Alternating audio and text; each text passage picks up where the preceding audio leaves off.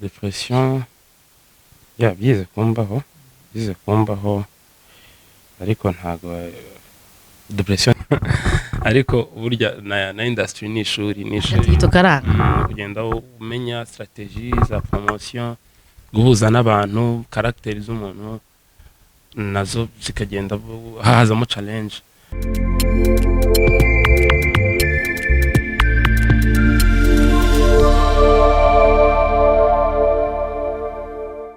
Nongeye kubaha ikaze. Iyi ni Moriax Media, nge ndi Tijara Kabendera Nyitatwika. Nkora ngusaba gukora subscribe kugira ngo ujye uhora uba uri kumwe natwe ibihe byose igihe cyose. Uyu munsi rero tuje mu yindi shusho. Ngewe ntago njya nemera kubana nawe ataduhaye akapela. Afite ijwi ryiza nubwo mpora mubwira ko ibintu bikonje bizamwangiriza ijwi. Twagiye banza turirimbira gato. Amazi akonje. Ntago nagendera urabizi. Once ugongeje urukundo maze nshira inyota, ibyo ndabigukundira. Wameneye ibanga wari warahisha abandi, ibyo ndabigukundira. Ngiye impeta ihamya urukundo, ndabigukundira. Kuko wameneye ibanga abandi batazi, ibyo ndabibakundira. Wow! Nazamubwira ngo uzangishe kuririmba uti wapi ntibyava. Ntago ariko nakubwiye. Tiwararengeranye. Byagufata ikindi gihe wenda. Imyaka nk'icumi. Bitewe n'umwanya kwako nabyo bisaba umwanya. Bite musaza gira iki? Yes, yitwa Yvanny Mpano. Yakunda kuvuga ngo afite irindi zina ariko ngiye sindishaka reka rigume mu ndangamuntu. Tumwite Yvanny Mpano, abenshi bamenye nka ndabigukundira, hitmaker, amateka ndetse n'izindi nka 2020. Numwe mu bana bafite impano nyine nkuko izina rye ribivuga, ariko musaza uri kubyibuha? Ndikubyibuha. Ntago ndi kuba mutoya. Aya uri kwiyongeraho gake, sinzi niba bizakunda kujyana na muzika. Stage uzagishobora? Ndayishobora. En fait hari igihe cyaciyemo mu minsi ishize, igihe umuntu atari active cyane azamo ikintu cyo kwirara na kuguma mu rugo no kurya gusa. Mu rugo hari igihe umenya na depression ko umuntu atari gukora ibyibusha. Wow, ni sawa kabisa. En fait ndimo kongera kurekipera sport kuko nigeze no kunanuka cyane buri byatari. Buriya ngende umuntu ukunda abantu bafite impano cyane, nkakunda no kumenya ese no kubera iki, ese uyu muntu ageze he, ese uyu muntu ageze kuki, arifuza iki kugira ngo arusheho gutera imbere. Dufatanyije na Moriax Media turaza kumenya byinshi cyane kuri Yvanny Mpano, abenshi bamenye nk'indirimbo ndabigukundira. Reka bari nayo duheraho. Wakoze indirimbo nyinshi, tutari twayigeraho. Banza uduhe urugendo rwawe gato muri muzika maze tuze kugaruka tujya ku gihangano kimwe cyane cyane ndabigukundira yatumye umenyekana. Urugendo rwanjye muri muzika rwatangiye mu mwaka wa 2011 nkirangiza amashuri yisumbuye.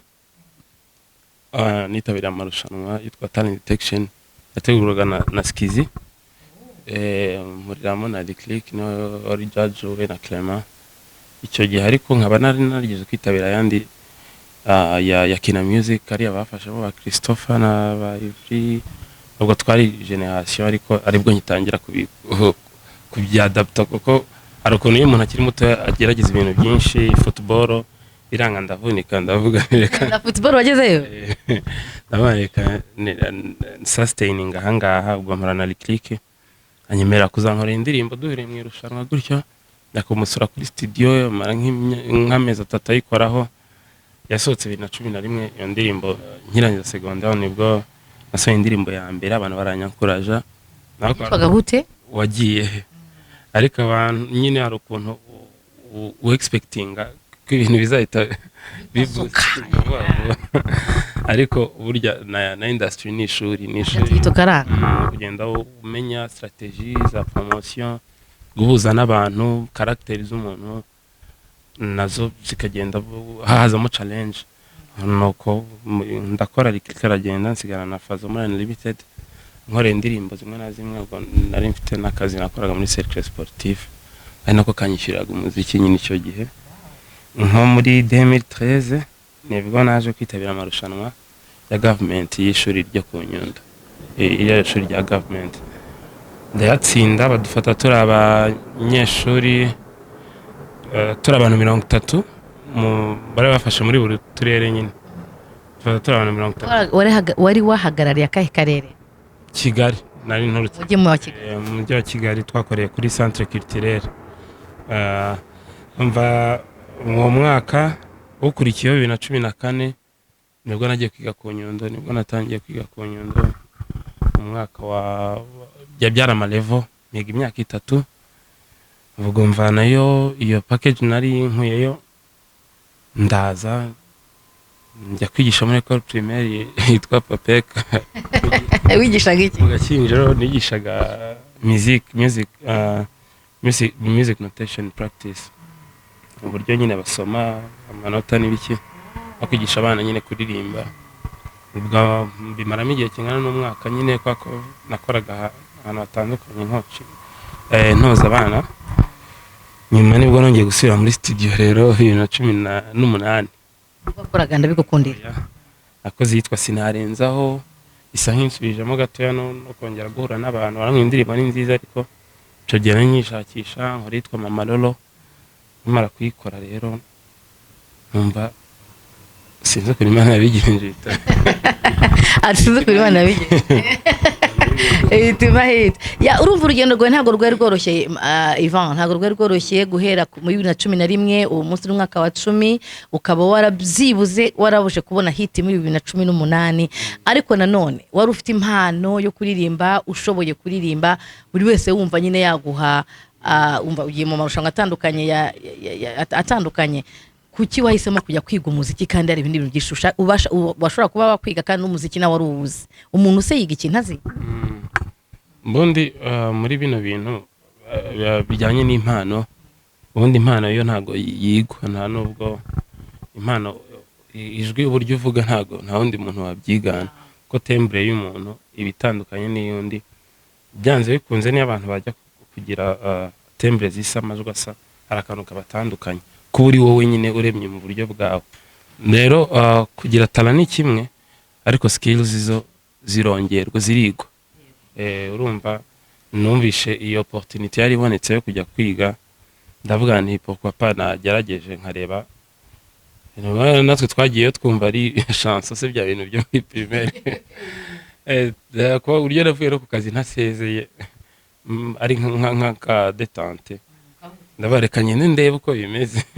Anageze iburya sazinze zimira zose bibiri numva ntazagaruka kwa ko fait hariya waragenda ugasanga ibintu uburyo wari ubizimo nibwo wenda, ariko impamvu ibyo bintu bikorwa ama operation technique ntange nk'izi bintu bya vocals byijwi. Urumva hari ibintu nari nzi simenye impamvu ndirimbye iryo jwi rimeze gutyo. Hari amajwi afite emotion, hari amajwi ameze nk'akangurira abantu, hari indirimbo ziba bisaba ijwi rimeze nkiri ryankuraje abantu, za ndirimbo z'urugamba. Urumva ni ibintu bigiye bitandukanye bitewe n'icyo ushaka na body language cyangwa expression ushaka guha abantu mu gihe urimo kubaririmbira. Ndumva warize wa mugari ugakora yo package ifatika igaragara. Reka twinjire nyirizina kuri Yvanny Mpano wamenyekanye ku ndirimbo nka ndabigukundira twese twamumenyeho, ariko mu by'ukuri ngewe nkunda kurata ibintu byiza. I am so proud of Mpano.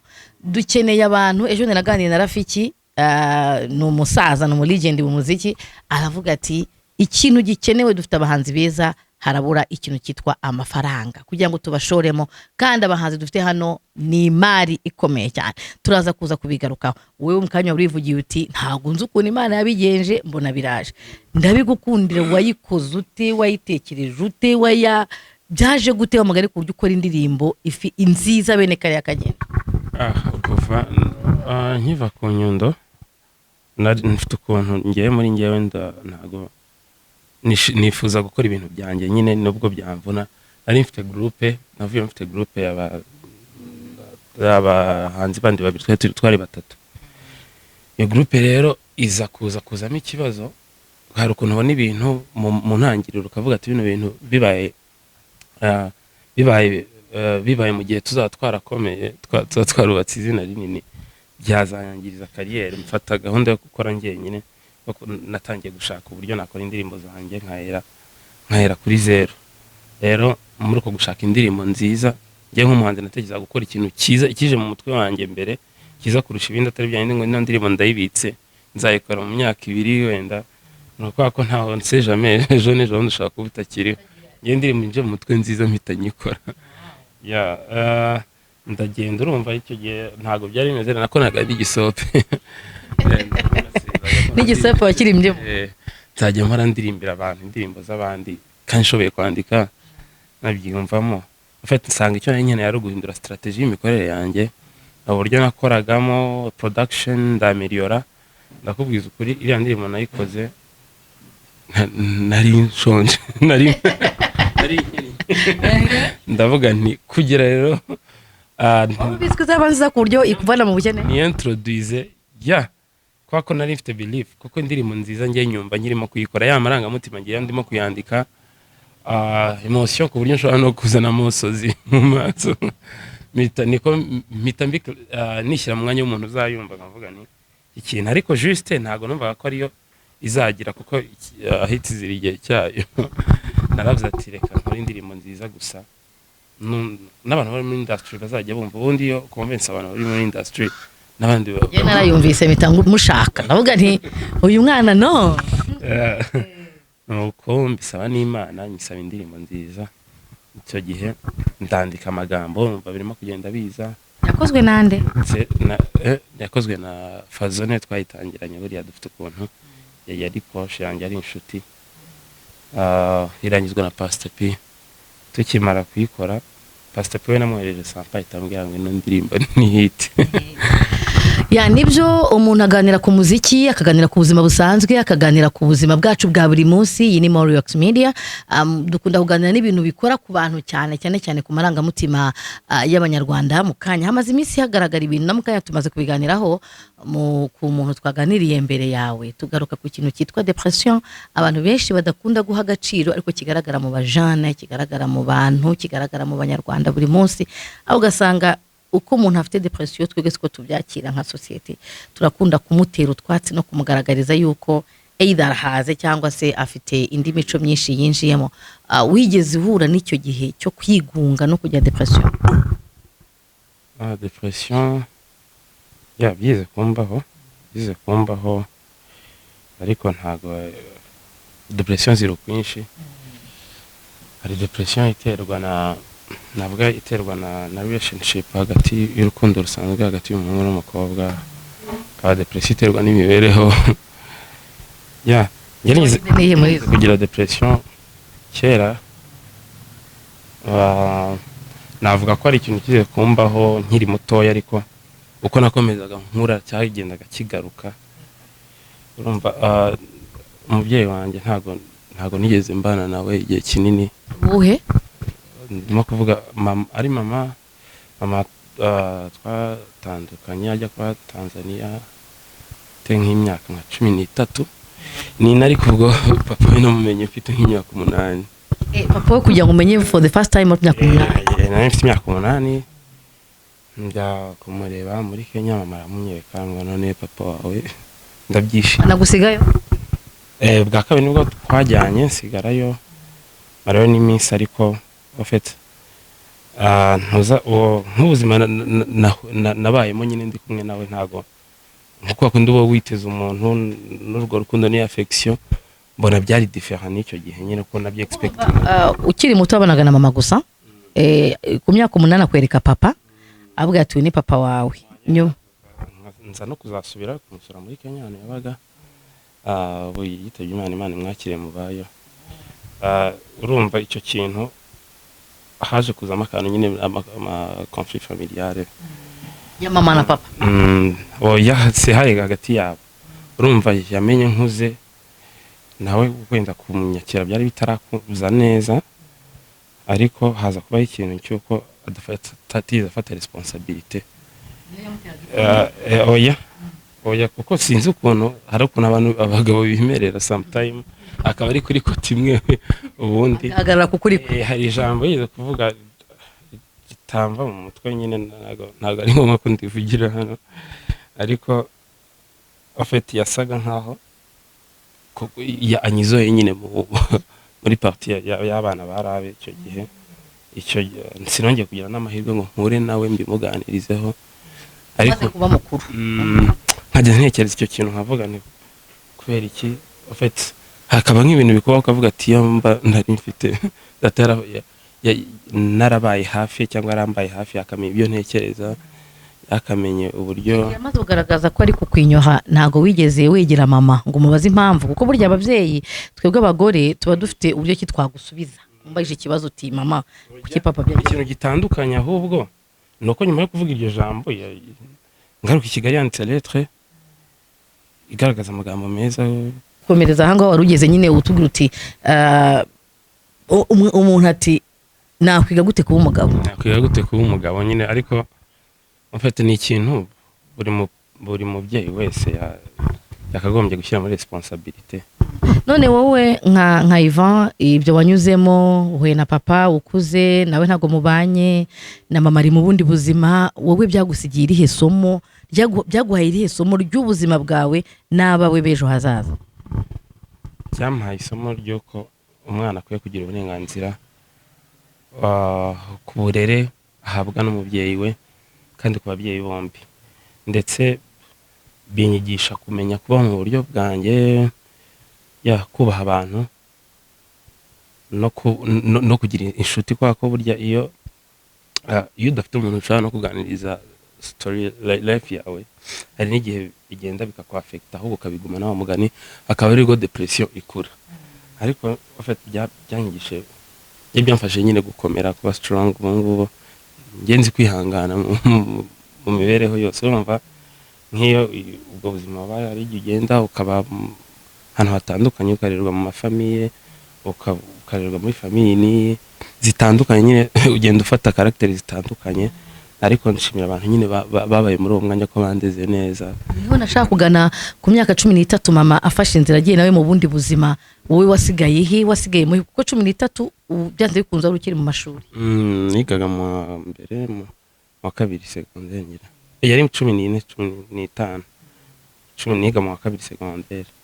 Urumva nuvuga ngo muri icyo gihe bafite famille ikundana nta kibazo. Narereye kwa mukuru wa mama ari nawe icyo gihe twabanye, nkajya ahandi mu oncle n'iki, umwana nyine afite niga kubaho muri iyo life. Hakaba ama challenge nyine, hari ukuntu bitahura neza nkuko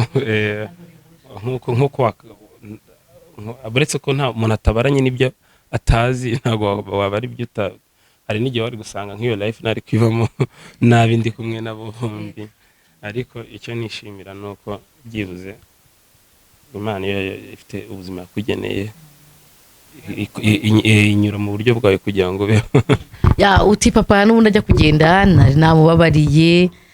Iyo wicaye ugatekereza ko hari ibyo ufite, societe hari ibyo kubonaho, hari abanyarwanda bagushima, ariko ukibuka ko adahari, ni iki kikuza mu mutwe directly?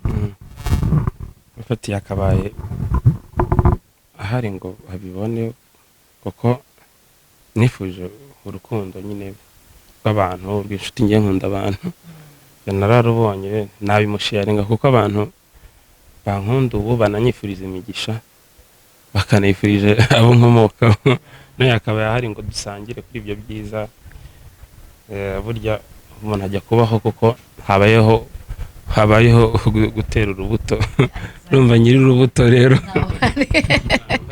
Kandi ikindi nigeze kuganira n'umuntu, urumva nyifite iyo depression muri ngewe, umuntu w'umupsikologe ukuntu uzi kuganira, turaganira ambwira ati rero iyo wicaye ugatekereza kuri ibyo bintu nyine ukumva ko hari ikintu wahombye, hari barrières zimwe na zimwe uba urimo kwifungira, kuko umuntu ntabwo aba akiriho ngo uvuge kumve. Ikiza no kuba mu buhora mu mutima wawe kugira ngo nayo imigisha yabibohorwe. Mbaho muri ubwo buzima. Ntago abanyarwanda twagiye tubaho life itandukanye, hari abagiye bahura n'ibibazo bitandukanye, ndetse hari n'ushaka kubwira ibintu byo ukumva birenze ibyawe. Ariko burya umwana wo muri famille itishoboye ashobora ashobora kubura wenda nk'ifunguro rya saa sita wenda nk'ibijumba n'ibishyimbo, akaba ari ko gahinda ke katari, noneho uwo mu kindi cyiciro yabibona, urumva hari inzara yo kubura ibiryo, akaba n'inzara yo kubura ibyo ushaka biba bitandukanye. Urumva hari igihe ushaka kwirira ukumva hari abandi bantu bavubaje kuri wowe nyine, nicyo iyo wumvisha amatemonyage y'abandi bantu biragukomeza. Wow, nibyo Yvanny Mpano ati ntabwo nacitse intege, ubuzima bwose wabamo uharanira kugera ku cyo ushaka, ku cyo wifuza, kandi munyarwanda yaravuze ngo icyo uzaba cyo muragendana. Reka tugaruke rero twebwe muri industry yacu, ako kari agaciyemo tumuganiriza ku buzima buri privé, ariko icyo tugamije nka Morex Media no kurebera hamwe ese birashoboka ko abahanzi nka Yvanny Mpano bahagararira u Rwanda mu bihugu dufite abahanzi hano muri kano karere kadukikije, mu bihugu dukikije bakomeye bari guhagarara ibihugu byabo mu bikorwa biri international. Iwacu twebwe turabura iki kandi abahanzi nka Mpano tubafite. Ejo bundi Rafiki ati nyamuneka industry yacu irabura ipeso, niko biri? Iyo ni issue ya mbere. Burya umuziki kugira ngo utere imbere ugomba kujyamo amafaranga. Kera wajyaga muri studio ugakora indirimbo yo 30, ariko ngo ntabwo 30 million yakoraga indirimbo.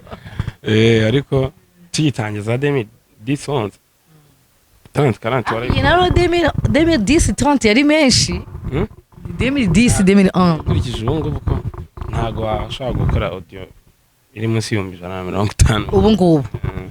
Barimo abacuranzi nyinshi kandi biterwa n'amazina, hari n'abakoreza 500. Rega nyine wowe abacuranzi iki nuko uri umuhanga, ariko wari ugenda muri studio akajya abwira producer ngo ngere ijwi ryanjye urihengekera.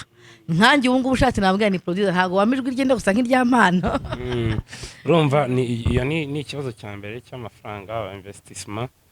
Hari abantu nyine batayibona nka business cyangwa babibereye mu zindi gahunda no kutagira uwo muco nyine wo gukora advertisement bashingiye kuri muzike, nabyo bikazamo. Hari n'igihe abantu babana yafite kwako ukurikije ntago bihenze cyane uramutse ufite investissement y'umuntu runaka. Nibyo yavugaga ko ikibura ari amafaranga y'abakire, hakaza abakire nka Tijara, hakaza abakire nka Nde, bose bakaza kavuga ati tugiye gufasha uruhando rwa muzika mu Rwanda. Nka kuriya tuya dukunda gutanga urugero rwa muzika mu karere kadukikije, kugira ngo Diamond agere hariya yafashwe n'umukire, yari umwana wo mu muhanda rwose wibereye za Tandale, umukire amubona mw'Imana amushoramwe amafaranga. Ihangaha Rafiketi wacu nta bihari, usanga umuhanzi yikoca akirya kimana. Ateko dufite amasosiyete n'abantu bashora amafaranga mu muziki, wa muziki wagera kure koko. Ariko ngiye nkongera nkavuga ni abahanzi ubwabo nibakore. Abanzi bakeneye gukora nyine icyo kintu wakibaza nk'ibintu bibiri. Ese umuntu akeneye kurya kugira ngo akore cyangwa umuntu akeneye gukora kugira ngo arye? Urumva ibyo bintu nabyo wabibara. Ese nkeneye investissement kugira ngo nkore cyane, nkeneye ibikorwa kugira ngo mbone umuterankunga. Kugira rero ngo abaterankunga ntago bari kubona ibikorwa byanyu. Kandi aho turakora ahubwo ni mindset, ntago ari ibintu barahari bakeya. Hari n'abaza ka investissement agakora investissement rimwe kabiri, ejo ukabona asa nk'ubivuyemo. Ba Richard warabonye bo muri za super level, hari ibintu byinshi bagiye bakora drama, ariko ejo n'ejo bundi agatangira gucika intege. Bivuze iki rero? na experience navuga ngo imyaka y'ubukure muri industry nayo ubwayo ntago ihagije. Wenda ntago twakwiblaminga kwako umuziki wacu nanone wongeye kuvuka bundi bushya, kimwe no igihugu cyongeye kwiyubaka bundi bushya kuva na 94. Twabuze ibintu byinshi, twabuze abahanga muri bino bintu, twabuze ingeri zitandukanye nyine muri industry. Bidusaba kongera kubaka bundi bushya guhera kuri zero. Urumva experience y'abatize nabo bafite igihe bamaze bari pose. Ikindi kandi bafite igihugu kinini, bafite igihugu gikize, bafite igihugu gifite abakiri benshi, uruvugwa n'abantu benshi mwese. Ibyo ngibyo ntago twabyirengagiza, ariko nanone ntago navuga ko investissement zo nyineze hagije. Tubihe na time uko indirimbo z'inyarwanda zafashe igihe kinini kugira ngo zihabwe umwanya mu bitangazamakuru, zumvikane ku TV zikinwe. Ubu ngubu abanyarwanda bakatangiye gukina ku TV yo hanze. Tubihe time nanone ntiturashinge kuko nzi ko inkono ihirigiye, kuko nicyo kibazo cy'imyaka mike industry mazirimo gufunctiona nacyo twakira. ese Ivan, ntago ikintu cyitwa wenda tuvuge nka management z'abahanzi hano mu Rwanda ubwazo zikenewe, aho usanga umuhanzi nka Iva ku giti cye n'impano ye yifitiye ariko yijera yimanaginga yikorera yikorera we ni uhamagara studio, mbese urahari wowe wenyine ku giti cyawe, kandi twizera yuko wowe ubushobozi ufite cyangwa se impano ufite wagombye kuvuga uti mfite team irimo irandeberera buri kimwe cyose. Byo bipfira he kugira ngo abahanzi bo mu Rwanda nkamwe mubarizwe muri za management na teams? Umuziki uba ukora mu buryo bwa arrangement, ntago uri professionnel, ahubwo nyine ikintu kibura iyo team yose, management ibyo bita full career management. Undi muri muziki hari full career management, akaba semi career, aho umuntu akumanaginga kuva kurwara kujya ku musatsi, nyine besoin primaire n'izi secondaire zose ari zireba, akaza ushobora kugukorera ibyo byose ariko kwimenyera aho uba. Twebwe mu Rwanda ntago tugira amalebo rero, na lebo ziba mu Rwanda, ikiba mu Rwanda cyakahabaye byibuze ni sublebo, kwa ko yo ibifite condition nyine zitari mu buryo bwa lebo yuzuye, kwa ko amasablebo amalebo urumva bifite mu promoter, bifite aba editor, aba designer, buriya Diamond afite lebo, Safi ni lebo yuzuye, n'inzu bakoramo ubona ko harimo buri kintu cyose, buri kimwe cyose umuhanzi akeneye. Ariko ngiye ntago nzajya muri shooting ngo ntekereze ikintu nzambara njye kubideplacer njye kubyishyura, urumva muri cya gihe ndimo essence na buri kimwe cyose ari ngiye uri bwitware se, cyangwa abantu turi bukorane ngomba kubagaburira, ndi bumenye buri kintu cyose bigabura mu mutwe wawe. Nandi umuntu azajya kuri set isura yijimye ubona yafunze isura, cyangwa n'izo stress zigatuma imirongo indirimbo kayibagirwa, zigatuma ukorogana n'abantu kuri tele, kavuga nayo mu buryo butari ngombwa. Ariko umuhanzi akeneye kuruhuka, akeneye guha ibintu ibyo afite kubiha abantu, ubundi ibindi bikabazwa abandi bantu bo ku ruhande. Urakoze cyane Mpano, ariko ntabwo turi busokemo hano tutamenye Mpano araduteganyiriza iki. Twaramubonye muri Zanda bigukundira amateka n'ibindi, hari indirimbo yitwa Waruzuye arimo arakora, mbizi neza ko arimo ashaka gusohora video nziza cyane. Hari n'ibindi byinshi biri imbere, n'ibindi bikorwa byinshi ateganyiriza abanyarwanda. Ngira ngo haje icyorezo cya corona tutari butindeho cyane ko cyafectinze buri umwe wese. Ntabwo najya kubaza ngo corona ngo byagenze bite, kandi bigaragara yuko buri muntu wese mu mwanya we yabaye affected, cyane cyane umuhanzi wari utunzwe na concert, wari utunzwe no kujya gukorera akazi ahantu hari abantu benshi. Gusa nkaba nizera yuko kubera ko dusenga Imana kandi tuyisaba, vuba cyane tuzatinda kandi bizakemuka. Reka ture Mpano uri imbere abanyarwanda bifuza ko turagufite, ariko dufite Mpano twifuza na level tumwifuzaho, kugira ngo tumugire rero nuko we ugomba kutugaburira ibiduhagije kandi bifite intungamubiri. Uri kuduteganyiriza iki nk'abantu bakunda muzika? Ngewe nanjye nkuko wari bivuze nakomwe mu nkokora na covid, ko nari mwe mu bahanzi bakoraga biraka byinshi mu mariage, ndirimbira abashakanye, ama engagement, amadote, bisa nk'ibihagararamo biranantinza kugenda sora ibindi bikorwa bitandukanye, kwa ko hari nka level ya video y'ibikorwa bamaze kumenyereza abantu, wajya munsi ho gato y'abantu ntibabyakire neza, bigasaba nyine gusa nkaho ushyiramo iyo kare no kubitekerezaho, kuko iyo ugiye kwemerera abantu ibyo udafite urimo kwishuka nawe. Ariko yangiye mfite ibikorwa byinshi muri studio, mfite video iri busohoke muri kuno kwezi, ejo bundi mfite ibitaramo bitandukanye bibera live online kuri YouTube channel yanjye n'ibindi. YouTube channel yitwa Yvanny Mpano, ni saha y'impano, njya ntaramira abantu, ibindi bitaramo muri bumbone mu minsi iri imbere bikuru binini mu gihugu. Ndumva indirimbo isaha y'impano iba kuwa kangahe sangahe? Isaha y'impano iba inshuro ebyiri mu kwezi, ni ntanga season ebyiri buri kwezi. Ndashaka kugenda byagura ku buryo ziyongera, ariko nisohora wa gatanu buri vendredi aciyemo icyumweru kimwe. Ukwezi kuba gufite ibyumweru bine, ariko ya mbere yagomba gusohoka hajemo challenge z'ikindi gitaramo nari ndimo gukora kandi ntagomba kuburamo nyine byamfashe time ariko abantu ndakomeza ntaramane nabo ni urumva ubu ngubu byibuze YouTube channel igeze gutya ikakwibuka abantu babyewinze umuntu abashaka gukora indirimbo nshyashya. Yes, mugende mukore subscribe kuri channel ya Yvanny Mpano ndetse mujye munakurikira umwanya wo kureba isaha y'impano ndetse munareba indirimbo ze zirebwe kenshi kugira ngo wamugana abone amafaranga avuga ati mbona amafaranga gukora indi ndirimbo. Birakwiye ko badushyigikira bakadutera inkunga munagakomeza kubasharinga ko iyo umuntu yicaye akakubaza ngo none se ko nta ndirimbo nshyashya ko nta kandi ufite ni byiza bigushyira kuri pressure koko ubona ko ibyo watanze product watanze abantu bakeneye izindi ariko nanone wa muntu agiye yibuka ko birahenze hari n'abafite support yashyiraho tugakora ibyiza n'umuntu tukabisangira kuko ari umuntu kwikundira kicara akavuga ati kubw'iki gikorwa wakoze kuko indirimbo yawe nayikunze nyine video tanze kwishyura ukabona wow ibindi byagiye bigenda ngiye ndabigukundira nayikoze mfite 5,000 mu mufuka. Iva ntutubeshye kuko ntabwo 5 byakora indirimbo. Yarampamagaye yarambwira ati so ukoze indirimbo nziza narayikunze.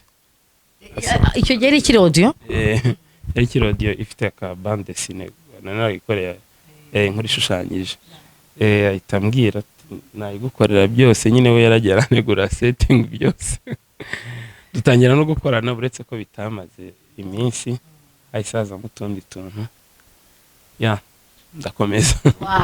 Ni sawa rero urumva twege icyo dukeneye kumenya akakanya muri Morox Media ni byinshi babireba umuntu ni byinshi tuzabazanira ariko none twagira ngo tubibutse ko natwe mu Rwanda dufite abahanzi beza kandi bakomeye dushobora kuba twakesha ibintu byinshi cyane ariko none akabazo k'amatsiko nk'ubu Yvan uwamuvuzana akamuterekana mu gipanga gakinga akakubwira ngo ngiyi management yawe ya buri kimwe cyose wayisaba iki uriya numukire ushobora kuba yagufasha kuzamura mu muziki wamusaba iki wamusaba gukora iki kugira ngo ugere kuri za nzozi zawe?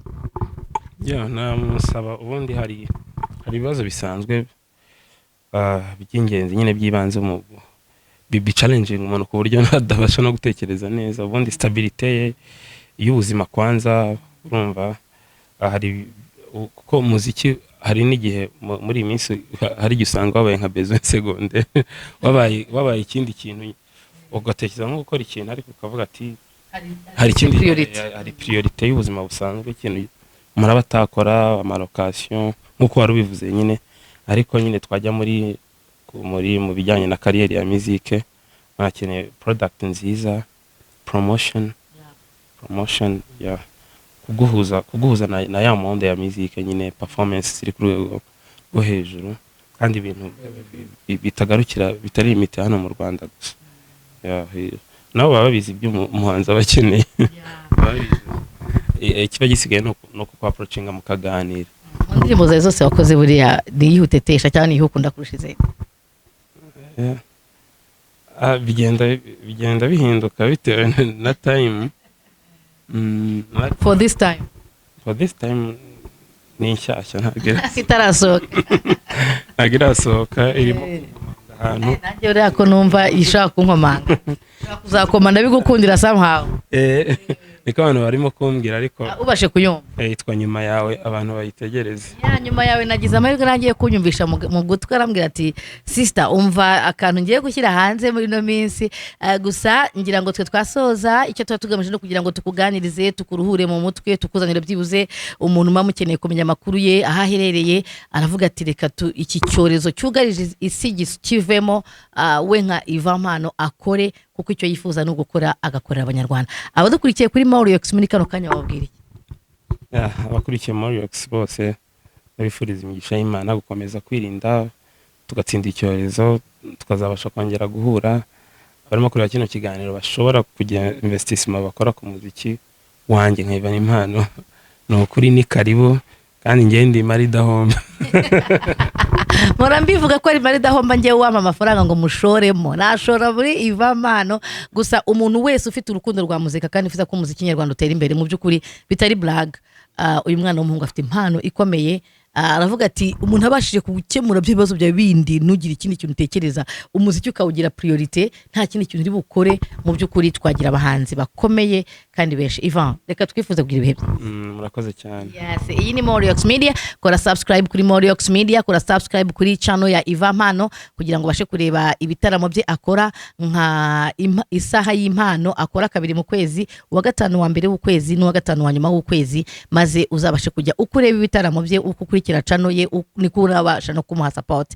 Ikindi cya kabiri kugura ibihangano bye kuri platform ze zose zitandukanye za Boom ndetse n'izindi byose byamuha support. Ikindi cya gatatu wowe ufite agafaranga wibitse uvuga uti ngiye gushora nkuko uvuga ngo umuntu ajya Dubai kurangura, nkuko umuntu avuga ngo ajya Turkey, nkuko umuntu avuga ngo agiye kuzana umuceri Tanzania, nkuko umuntu avuga ngo agiye kugira gute, niko n'abahanzi mu Rwanda bameze. Nawe burya ni boro wafashe umuhanzi wo mu Rwanda uzi kuririmba uzi byakora ukamushora amafaranga nyamuneka yakunguka nawe ukunguka n'umuziki nyarwanda ugatera imbere.